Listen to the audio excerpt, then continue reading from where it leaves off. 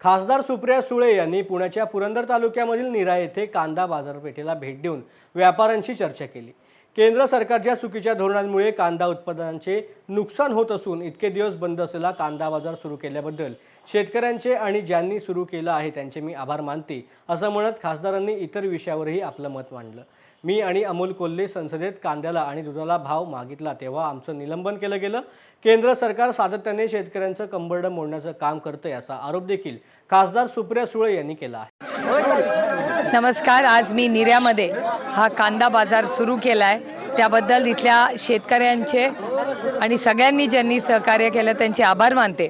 पण केंद्र सरकारच्या चुकीच्या धोरणामुळे आज कांद्याची निर्यात बंद केलेली आहे। सातत्याने डॉक्टर अमोल कोल्हे आणि मी सातत्याने केंद्र सरकारच्या ह्या चुकीच्या शेतकऱ्यांच्या विरोधात, म्हणजे ही चुकीची नीती आहे आणि शेतकऱ्यांच्या विरोधात आहे। त्याच्यामुळे केंद्र सरकार हे सातत्याने कष्ट करणाऱ्या शेतकऱ्यांचं कंबरडं मोडण्याचं पाप हे केंद्र सरकार करते आणि मी या केंद्र आणि महाराष्ट्र सरकारचा जाहीर निषेध करते।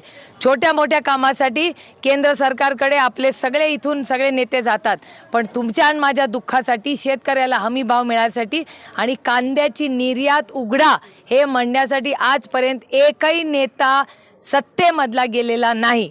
डॉक्टर अमोल कोल्हे आणि मी सातत्याने केंद्र सरकारमध्ये कांद्याला भाव द्या म्हणून लढतो आणि आम्ही कांद्याला भाव मागितला, दुधाला भाव मागितला, सोयाबीनला भाव मागितला, तरकारीला भाव मागितला, तेव्हा आमचं निलंबन करण्यात आलं पार्लमेंटमध्ये। आम्हाला पार्लमेंटमधून त्या दिवशी बाहेर काढलं कारण का आम्ही शेतकऱ्यांना हमी भाव मागत होतो। त्याच्यामुळे अशा शेतकरी विरोधी सरकारचा मी जाहीर निषेध करते आणि जोपर्यंत आमच्या कांद्याला आणि कष्ट करणाऱ्या आमच्या काळ्या मातीशी इमान राखणाऱ्या शेतकऱ्याला न्याय मिळत नाही आम्ही स्वस्थ बसणार नाही, हा शब्द मी तुम्हाला सगळ्यांना देते।